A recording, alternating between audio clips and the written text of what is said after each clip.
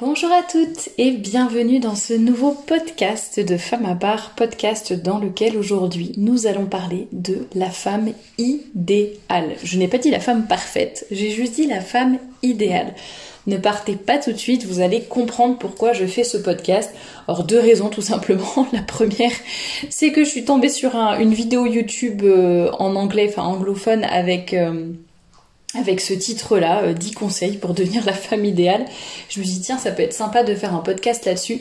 Et deuxième chose, c'est vrai que vous êtes plusieurs à m'avoir déjà un peu soumis cette problématique que vous rencontrez.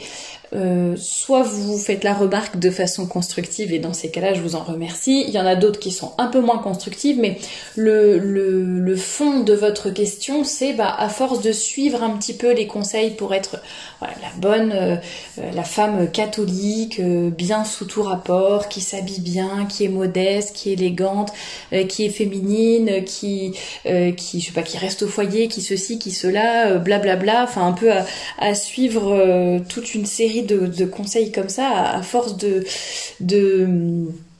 suivre un petit peu ce cheminement. Est-ce qu'on va pas toutes devenir exactement pareilles, donc toutes à se ressembler, toutes complètement désincarnées d'une certaine façon et devenir des femmes qui finalement, j'allais dire, sont presque le fantôme d'elles-mêmes et jouent un rôle finalement et ne sont pas vraiment elles-mêmes avec leur personnalité, leur qualité, leur faiblesse, etc.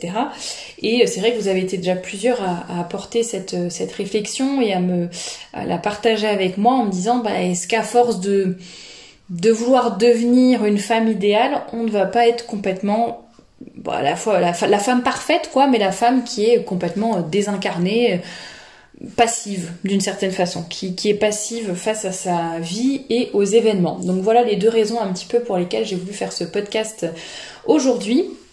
Donc juste avant de commencer, je vous rappelle que vous trouverez plein de liens très intéressants juste sous cette vidéo, les liens vers les réseaux sociaux de Femme à part, pour vous abonner à la newsletter que j'envoie tous les dimanches gratuitement avec du contenu exclusif, le lien vers la boutique de robes, mantilles, boléros, accessoires, le lien pour acheter mon livre également, donc n'hésitez pas à regarder, il y a également les liens vers les différents réseaux sociaux, donc vous pouvez aller voir. Et puis écoutez, si le podcast vous plaît et que vous avez envie de soutenir mon travail, n'hésitez pas à mettre un petit pouce bleu en dessous de cette vidéo ou à laisser un commentaire, ça me fait toujours très plaisir et cela donne de la visibilité à mon travail. Alors, j'ai vu cette phrase en fait, c'était dans un témoignage que je lisais dans un livre, justement une femme qui disait, voilà, j'avais l'impression que j'étais devenue la femme parfaite, mais complètement désincarnée et soumise. Et bon, d'ailleurs, j'étais pas trop d'accord avec ce qu'elle disait par rapport à la soumission, mais je pense qu'elle disait soumise un peu presque dans le sens passif, quoi, soumise un peu à la vie, aux événements, etc. Et c'est vrai qu'on a un peu cette vision de la femme catholique ou de la femme parfaite, entre guillemets, un peu comme d'une femme qui donne jamais son avis, qui ne prend pas vraiment d'initiative, qui est un petit peu cruche, voire un petit peu gauche, maladroite, qui n'a pas d'opinion, ou alors qui ne veut pas en avoir, ou qui en a mais ne veut surtout pas le donner, le dire, ni quoi que ce soit.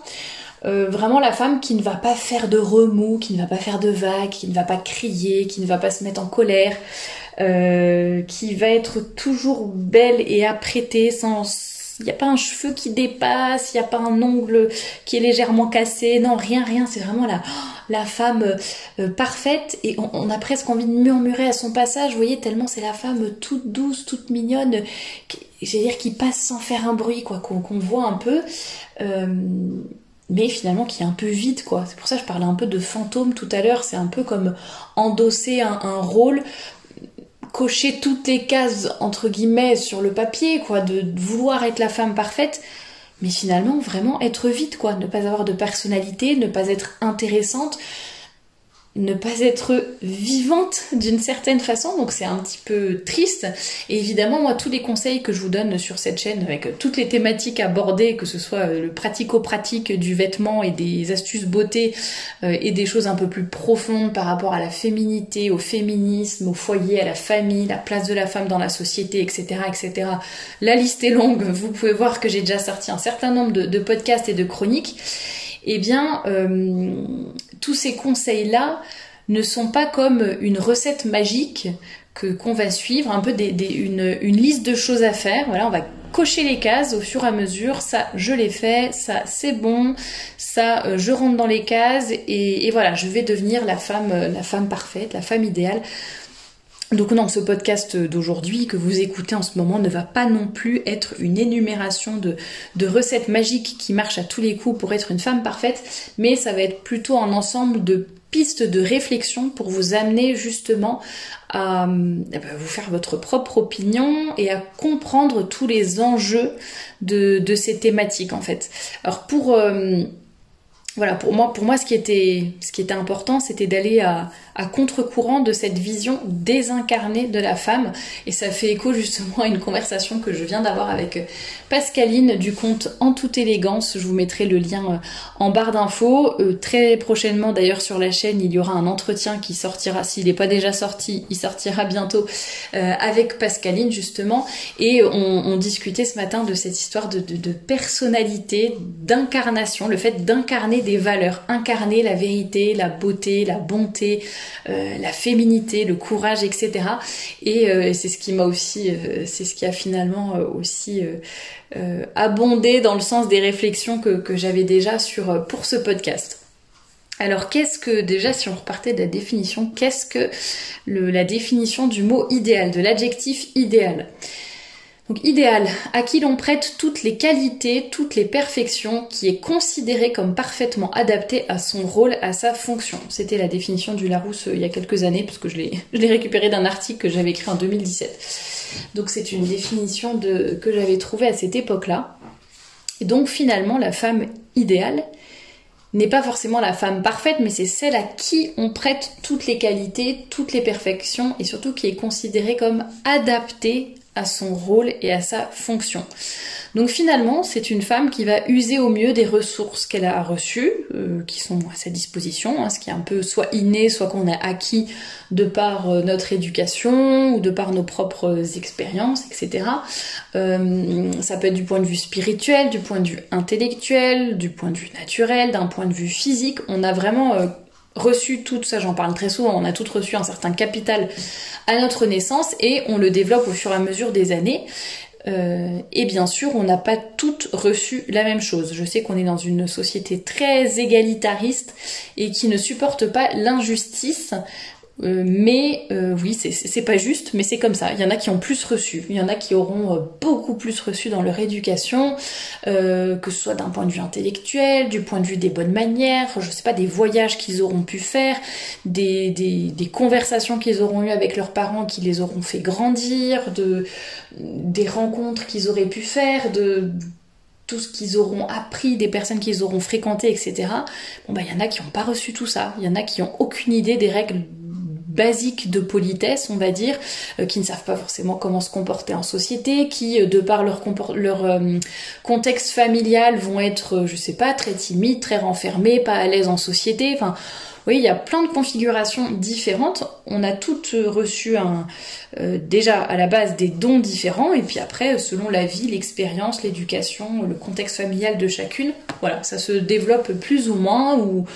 Mais en tout cas, on a reçu des choses et des dons qu'il faut faire fructifier à leur juste valeur, faire fructifier nos talents, que ce soit notre intelligence, par des lectures, des réflexions, cultiver un peu, améliorer notre culture générale, des dons manuels ou des dons de musique par exemple, notre physique, est-ce qu'on prend soin de notre corps, est-ce qu'on veille à le garder en bonne santé, est-ce qu'on mène une vie saine, est-ce qu'on a une bonne hygiène de vie, etc. Ça c'est des choses, bon, on peut être doté naturellement d'une bonne santé par exemple, on peut être plutôt robuste de base, bon après si on a une vie de patachon, c'est pas ça qui va améliorer les choses ou qui va nous permettre de rester en pleine forme jusqu'à 90 ans, quoi.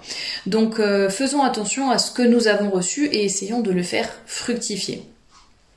Et donc cette femme idéale, quelle est-elle ? Déjà, c'est celle qui va faire fructifier ses talents, comme je l'ai dit, et qui par là donc va faire rayonner son unicité.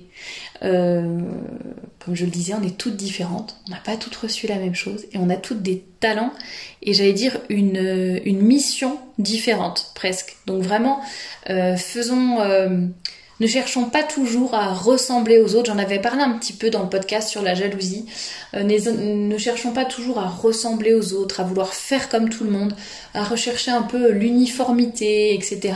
C'est pas non plus se croire au-dessus des autres. C'est pas non plus se rabaisser en permanence plus bas que terre, mais c'est tout simplement s'estimer à sa juste valeur, quoi. Être soi-même, s'accepter. Ça ne veut pas dire que bon bah je suis comme ça, je m'en fiche, je change pas. Non, voilà, on cherche toujours à devenir meilleur autant que possible, mais en tout cas on s'accepte aussi. C'est pas toujours une espèce de fuite en avant et de surtout je ne me regarde pas et je regarde ailleurs, mais non, il faut savoir se regarder avec justesse et avec vérité, ne pas trop se regarder non plus. Il faut savoir être humble et ne pas être sans cesse tourné vers soi-même et être l'unique objet de toutes ces pensées et de tout ce qui se passe dans notre vie. Mais s'accepter et toujours chercher à devenir meilleur. La femme idéale, en fait, c'est une femme. Ça fait peut-être bizarre de rappeler une chose pareille, mais bon, c'est peut-être plus que nécessaire à notre époque. La femme idéale, c'est avant tout une femme. Donc qui va être féminine, qui ne va pas chercher à concurrencer les hommes, à leur ressembler, à les écraser ou peu importe quel que soit l'adjectif. Il faut vraiment penser en termes de complémentarité, de travail en équipe. La femme est vraiment la collaboratrice de l'homme pour la gloire de Dieu. Il faut de la bonne communication entre les deux. Ça, j'ai déjà parlé très souvent de cette thématique de différence homme-femme, de complémentarité, de communication, de conflits, etc. Donc n'hésitez pas à regarder un petit peu sur la chaîne les différentes ressources qui existent déjà. En tout cas, vraiment, voilà, la femme idéale est avant tout une femme qui s'assume en tant que femme et qui ne cherche pas à être autre chose. Alors pareil, ça ne veut pas dire je dois rentrer vu que je suis une femme, je dois être toute fine, toute maigre, moins forte que les hommes physiquement, et puis je ne dois surtout pas être ingénieure par exemple, ou je ne dois surtout pas faire telle et telle chose parce que c'est pas féminin. Bon, faut aussi du bon sens et développer sa féminité. Voilà, chacune la développe un petit peu, j'allais dire, à sa manière et de façon unique, mais il faut évidemment respecter ce que nous avons reçu, ce pourquoi nous sommes faites. Ça pareil, j'en ai déjà parlé dans plein de podcasts, donc n'hésitez pas à regarder. La femme idéale, c'est aussi celle qui lutte contre ses défauts, tout simplement. Donc comme je l'ai dit, il faut se regarder à sa juste valeur. Ça ne veut pas dire qu'on va se rabaisser tout le temps ou se glorifier en permanence, mais il faut être capable de se dire, voilà, moi je sais que j'ai tendance à être, impatiente, j'ai tendance à être gourmande, j'ai tendance à me vexer facilement, à être susceptible, etc., etc. Voilà, on a toutes nos petits et gros défauts. Il faut lutter contre ces défauts et il faut aussi savoir, se prémunir contre les défauts typiquement féminins dont on ne va pas forcément se rendre compte. Je pense que par exemple, si vous êtes très colérique, a priori, si vous ne vous voyez pas trop la face, c'est quand même un défaut que vous allez vite repérer, que vous allez vite, voilà, c'est vrai, moi je suis colérique, je m'emporte facilement, bon, a priori c'est quelque chose dont on a quand même conscience. Mais il y a des défauts féminins qui sont parfois un peu difficiles à détecter, ou alors on vit tellement avec, et puis il y a nos hormones qui s'en mêlent aussi, qui font que finalement on va parfois rejeter la faute sur les autres. Je parlais, il y a de la susceptibilité par exemple, mais il y a aussi trop de sensibilité, un peu ce que j'appelle la sensiblerie. Ce sont des choses où en fait on va avoir tendance à dire mais en fait c'est la faute de l'autre, c'est l'autre qui m'a agressé, c'est l'autre, qui a été méchant avec moi, c'est l'autre qui m'a fait de la peine, c'est l'autre qui est indélicat, et on ne va pas trop se remettre en question en se disant non mais c'est peut-être moi qui suis peut-être trop susceptible, trop sensible, etc. Donc vous voyez, ça c'est des petites choses auxquelles il faut aussi faire attention quand on essaye d'être une femme bien et qu'on veut lutter contre ces défauts tout simplement. Donc il y a les défauts féminins, j'allais dire, qui sont globalement partagés par toutes les femmes, enfin de façon générale bien sûr, à différents degrés, mais je vous invite vraiment à découvrir quels sont les vôtres et quelles sont aussi vos qualités. J'ai parlé aussi très souvent des ouvrages d'Alexandre Diany-Navard sur le caractère, le tempérament. Il y a des livres dessus dans la bibliographie, donc n'hésitez pas à regarder. Si j'y pense, je vous les mettrai en barre d'infos. Si j'y pense pas, il y aura toujours des bonnes âmes pour me le rappeler en commentaire et que je vous ajoute les liens. Mais ça, c'est vraiment quelque chose qui me paraît crucial si vous voulez viser la perfection, être la meilleure femme possible, mais avec votre personnalité, dans votre domaine, avec les talents que vous avez reçus, avec votre spécificité. Justement, une des choses qui est vraiment hyper importante, c'est de vous connaître. De connaître justement quels sont les talents, quels sont vos talents spécifiques que vous devez faire fructifier, quels sont vos défauts, quelles sont vos qualités, comment vous fonctionnez, quel est votre caractère, votre tempérament, qu'est-ce qui va vous motiver dans la vie, qu'est-ce qui va vous freiner, qu'est-ce qui va vous aider à avancer, qu'est-ce qui va vous aider à devenir une personne meilleure. Ne serait-ce que savoir si vous êtes une personne du matin ou plutôt une personne du soir, savoir si vous êtes plutôt introverti ou extraverti. Il y a aussi le MBTI qui est un test intéressant pour savoir un petit peu est-ce que vous êtes plus rationnel ou émotionnel, extraverti, introverti. Et il y a 2 autres points. Vision globale ou vision dans les détails, et le 4e point je ne sais plus, on a tous des degrés différents pour chacun de ces points, parfois on est un peu au milieu donc c'est un peu des deux, mais c'est vrai qu'il y a plein de ressources qui existent pour mieux se connaître et ainsi mieux progresser tout simplement dans la vie et mettre toutes les chances de notre côté pour être heureuse aussi, parce que j'allais dire c'est pas tellement une question, c'est pas uniquement une question, faut pas le voir comme une performance et de se dire faut que je sois vraiment la meilleure possible, que j'écrase les autres, que je sois au top du top en permanence. C'est pas tellement cet état d'esprit là, c'est plutôt un état d'esprit chrétien tout simplement, chercher à faire le mieux possible, être des femmes saintes, être des grandes femmes, se sanctifier sur cette terre, aider les autres à se sanctifier également. Et donc c'est plutôt cet état d'esprit de toujours vouloir s'améliorer, mais pas dans un esprit ni de compétition, ni de parce qu'on est déçu de soi-même ou je ne sais quoi, mais vraiment plus pour la gloire de Dieu tout simplement, pour notre sanctification, celle des autres. Et je pense que le fait de bien se connaître peut vraiment aider à atteindre cet objectif tout simplement. Autre point qui me semble assez important par rapport à ce que j'ai dit au début, notamment que la femme parfaite était souvent vue comme vraiment une femme qui prend pas d'initiative, qui donne pas son avis, qui a pas d'opinion, qui est un peu cruche, etc. Pour moi, au contraire, la femme idéale, c'est vraiment une femme qui est responsable, qui va être responsable de ses actes, de ses choix au quotidien, les plus ou moins grandes décisions, de son habillement aussi, de ce qu'elle va, je sais pas, même de l'homme qu'elle va choisir par exemple, avec qui elle va se marier. On est un peu dans une société où, et c'est assez contradictoire, mais comme beaucoup de choses dans le féminisme actuel, on parle beaucoup d'indépendance des femmes, la femme forte, la femme qui n'a besoin de personne, la femme qui peut tout faire, toutes les possibilités, tout lui est ouvert. Vraiment, elle a un champ énorme de possibilités devant elle et elle peut tout choisir. La femme vraiment qui fait ce qu'elle veut, qui est indépendante. Et en même temps, on a une énorme déresponsabilisation de la femme, c'est-à-dire les femmes enfants, les femmes qui se comportent comme des ados, le manque de maturité et vraiment cette absence de responsabilité. C'est toujours la faute des autres. La femme est toujours une victime. C'est toujours la faute de l'homme, la faute de la société, la faute du patriarcat, la faute de mon patron, la faute de mon ex-mari, la faute de mon voisin, etc., etc. Et en fait, la femme ne prend jamais ses responsabilités. Donc c'est soi-disant femme forte, indépendante, qui peut faire tout ce qu'elle veut. Et en même temps, on a l'impression que elle prend le bon côté des choses, mais après elle ne prend pas ses responsabilités et elle n'assume pas jusqu'au bout ses décisions. Ça, je trouve ça vraiment très dommage. Et on n'est pas sur cette terre juste pour s'amuser. J'avais fait un podcast là-dessus d'ailleurs le vendredi saint sur l'héroïsme au quotidien. Et je pense qu'il est très important justement d'être des femmes héroïques. Et ça ne veut pas dire forcément devenir PDG et de je ne sais pas quelle entreprise du CAC 40 et gagner des 100 000 euros et des millions et je ne sais quoi par an. C'est pas forcément ça, être héroïque. Ça n'est pas forcément non plus descendre dans la rue en topless pour hurler que le patriarcat nous victimise toutes.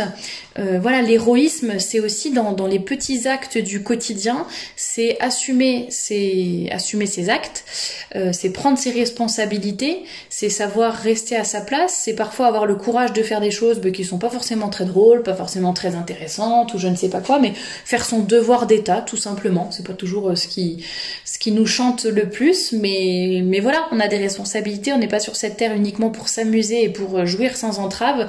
On est là pour se sanctifier, et puis si vous n'êtes pas croyante et que vous n'avez pas cette vision-là, je pense que vous serez quand même d'accord a priori, si vous avez un certain niveau quand même de maturité et juste de bon sens, de vous dire que on est là pour construire quelque chose, quoi, pour laisser une trace positive en ce monde, pour changer justement positivement les choses. Vous voyez, on n'est pas juste là pour s'amuser, quoi, tout simplement. Donc pour moi, vraiment, une femme idéale, c'est aussi celle qui sait prendre ses responsabilités et être héroïque au quotidien. Et ça rejoint un petit peu mon point suivant sur le courage. Je l'ai un tout petit peu mentionné aujourd'hui.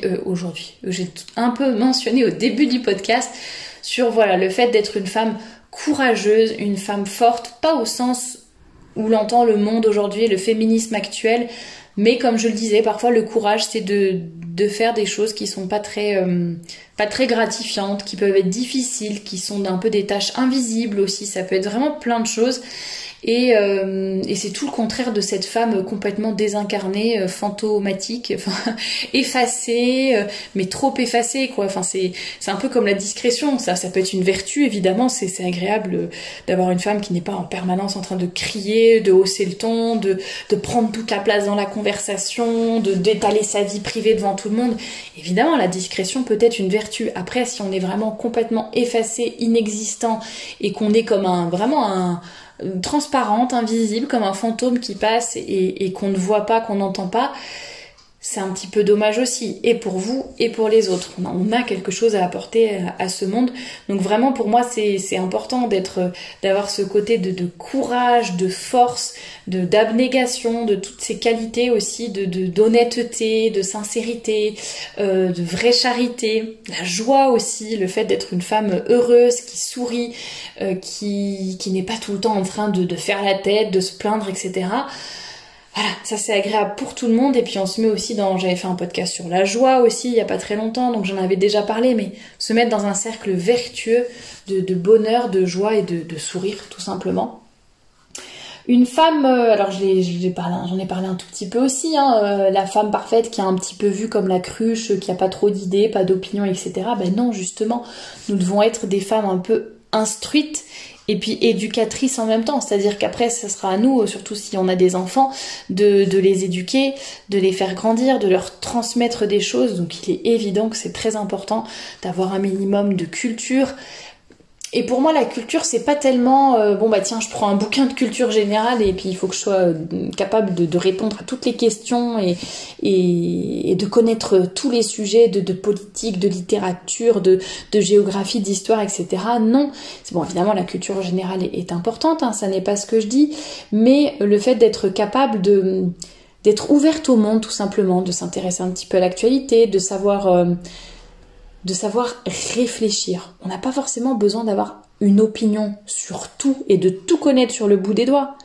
Mais c'est avoir une pensée qui est bien formée. Ne serait-ce qu'avoir fait 1 ou 2 années de philosophie là en première ou en terminale, ça aide. Ça aide à avoir un esprit indépendant justement, qui ne va pas se contenter du lavage de cerveau ou de recracher ce que les médias nous disent, quel que soit le sujet d'ailleurs, mais savoir se faire son opinion, savoir réfléchir, savoir remettre en question certaines choses. Ça, c'est une tournure d'esprit en fait qui est intéressante et qui ne demande pas forcément de lire tous les bouquins et tous les journaux tous les matins, mais c'est vraiment un état d'esprit, une tournure d'esprit qu'il faut travailler. C'est des choses qui sont tout à fait possibles. Je le disais au début, on a toutes reçu des choses différentes, ne serait-ce que par notre éducation et notre milieu familial ou les écoles dans lesquelles on a été. Bien, il n'est jamais trop tard pour s'améliorer sur tel ou tel sujet, se prendre en main, décider de se former à telle ou telle chose. Il n'est jamais trop tard. Donc ça, vraiment, je vous encourage à le faire. Je vais pas non plus faire la liste de toutes les qualités que pourrait avoir une femme, parce qu'il y en aurait vraiment des tonnes. Donc n'hésitez pas à compléter d'ailleurs en commentaire si vous voyez encore des choses intéressantes. Mais je parlerai en dernier peut-être de l'épanouissement. Quand on parlait de cette femme un petit peu désincarnée, un peu triste finalement, presque trop discrète, etc. on a l'impression finalement que c'est une femme qui est mal dans sa peau, qui veut coller à un rôle, qui essaye de cocher toutes les cases et d'être à la hauteur d'une espèce d'image qu'elle se fait de la femme parfaite, et finalement qui n'est pas elle-même, qui n'est pas bien, qui n'est pas à l'aise, et qui soit risque de tout envoyer valser, tout simplement, soit risque d'être malheureuse toute sa vie, de tomber en dépression, et surtout d'être pas du tout un bon exemple d'une femme, voilà, d'une femme chrétienne qui rayonne, qui est heureuse, qui fait du bien aux autres, et qui est heureuse elle-même, quoi, qui est bien dans ses baskets, tout simplement. Et vraiment, ce que je trouve important, ce que je voulais redire pour conclure ce podcast, c'était vraiment vous reparler de la personnalité. Il y a quand même un écart entre la femme idéale, la femme parfaite, l'image qu'on se fait, l'objectif qu'on veut atteindre.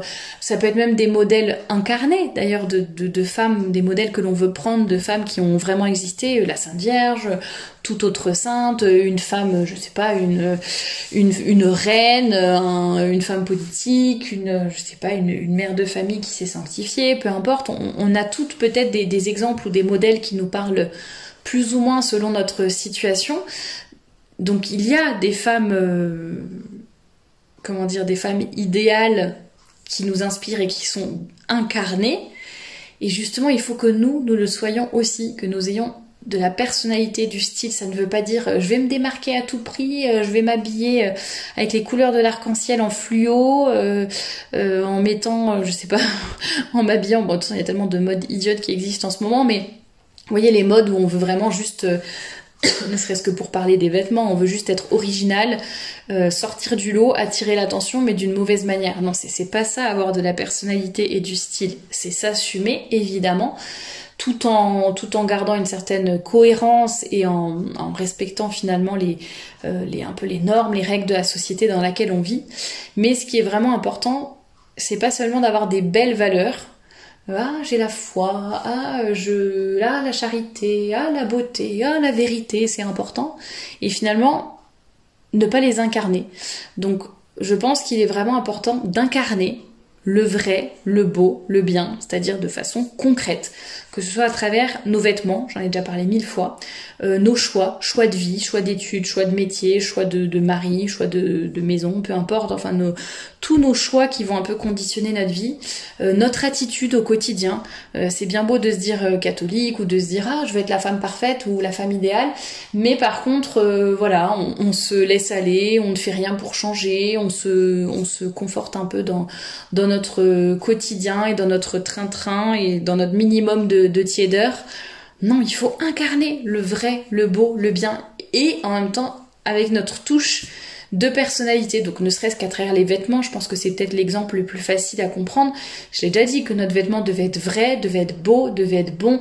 Donc vrai, c'est-à-dire on est une femme, on n'est pas un homme, donc on choisit des habits de femme, on est chrétienne et on n'est pas païenne, donc on choisit des habits de chrétienne. Le beau, j'en ai déjà parlé aussi. Le bien, un vêtement qui va être décent, qui va élever notre âme, qui va élever celle des autres, mais aussi un vêtement qui va respecter notre personnalité, nos activités, qui va être adapté à ce que l'on fait au quotidien. Ça ne sert vraiment à rien de vouloir en permanence copier les autres, être comme tout le monde.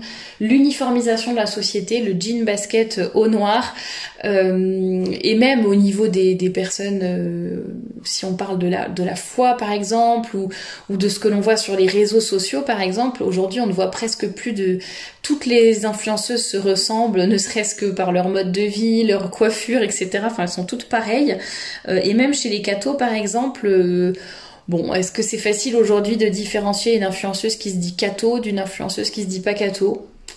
Bon, je ne sais pas, que ce soit à travers les vêtements, les discours, etc. Bon, parfois on mentionne Dieu quand même, etc. Mais est-ce que ça suffit ? Je ne sais pas. Et en tout cas, ne cherchons pas à être toutes pareilles. C'est ça aussi qui va, je pense, éviter d'être trop jalouse ou envieuse des autres.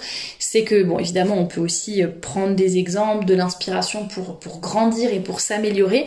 Mais quand on veut vraiment être soi-même et qu'on a compris qu'on a toutes quelque chose d'unique à apporter, et je le dis, c'est évidemment sans orgueil, sans se dire je suis au-dessus des autres, je suis unique, on me doit tout, machin. Non, c'est pas du tout cet état d'esprit-là, vous me connaissez. Mais ayons de la personnalité. La femme idéale n'est pas une femme qui est parfaite, qui qui est invisible, qui est complètement effacée. C'est une femme qui incarne le vrai, le beau, le bien, avec sa propre personnalité. C'est une femme qui va toujours chercher à s'améliorer et à élever les autres également par la même occasion. Une femme qui va essayer d'être une sainte femme et pas juste une petite sainte, mais une grande sainte, ayant de grandes ambitions, de grandes inspirations, et surtout n'ayons pas peur, n'ayons pas cette image un peu, comment dire, ces clones de femmes catholiques ou parfaites, quoi, qui se ressembleraient, qui seraient toutes pareilles, alignées les unes à côté des autres, mais soyons vraiment là avec notre personnalité, tout en gardant finalement le meilleur de notre personnalité, parce qu'il y a aussi un travers à l'époque actuelle, à l'heure actuelle, c'est de dire t'es génial tel que t'es, surtout ne change rien, c'est aux autres de m'accepter comme je suis, sinon ça veut dire que c'est des intolérants, des racistes, des fascistes et je sais pas quoi. Donc à l'heure actuelle, c'est vraiment chacun fait ce qu'il veut comme il veut, et si tu m'acceptes pas, c'est que t'es intolérant. Non. Ayons de la personnalité, soyons nous-mêmes, mais soyons la meilleure version de nous-mêmes. Les défauts, on lutte contre, les qualités, on essaye de les faire fructifier, de bien les développer et de les garder. Et puis c'est tout simplement. Donc voilà ce que je vous souhaite, c'est peut-être un peu bizarre, mais c'est d'être des femmes incarnées, des femmes qui incarnent le vrai, le beau, le bien, avec de la personnalité et surtout avec du courage, parce que ce n'est pas du tout facile à l'heure actuelle. Donc j'espère que ce podcast vous aura inspiré. N'hésitez pas, si vous avez des réflexions pour compléter tout ce que j'ai déjà dit, si ça vous inspire certains commentaires, n'hésitez pas à les faire. J'espère que le podcast vous a plu en tout cas, et je vous dis à très bientôt pour une nouvelle chronique.